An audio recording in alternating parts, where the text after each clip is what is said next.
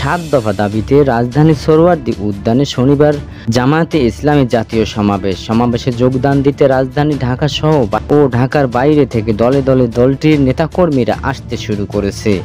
এরই মধ্যে সমাবেশে মূল নিরাপত্তা ব্যবস্থা রয়েছে ঢাকা মহানগর ডিএমপি পুলিশ। ডিএমপি জানায়, ঢাকায় অতিরিক্ত 4,000 পুলিশ সদস্য সহ অন্তত 12,000-এরও বেশি পুলিশ সদস্য নিরাপত্তায় যুক্ত রয়েছে। ইউনিফর্ম পরা পুলিশের পাশাপাশি গোয়েন্দার নজরদারি করছে ডিবির সদস্যরা।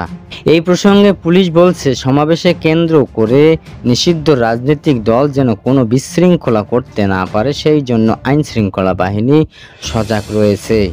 সোহরাওয়ার্দী উদ্যান সহ আশেপাশের নিরাপত্তা বিষয়ে জানতে চাইলে রমনা বিভাগের উপ police commissioner DC Masud Alam বলেন, রমনা বিভাগে পর্যাপ্ত পুলিশ সদস্যর ইউনিফর্ম ও সিভিল ড্রেসে সোহরাওয়ার্দী উদ্যান কেন্দ্রিক সার্বিক নিরাপত্তার দায়িত্বে থাকবে।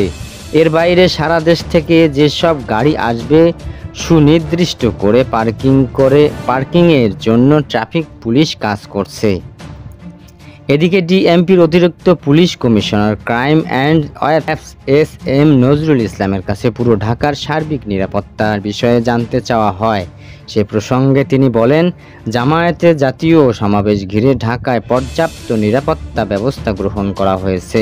র্যাব নিরাপত্তা ব্যবস্থার বিষয়ে জানতে চাইলে এলিট ফোর্সের রিগ্যাল অ্যান্ড মিডিয়া উইং পরিচালক কমান্ডার এম.জেড.এম. ইফতেখার চৌধুরী বলেন, সমাবেশ স্থলে চতুর্দিকে র্যাবের পেট্রোল ড্যাম প্রয়োগ করা হয়েছে। সমাবেশকে কেন্দ্র করে নিরাপত্তার স্বার্থে অতিরিক্ত চেকপোস্ট বসানো হয়েছে।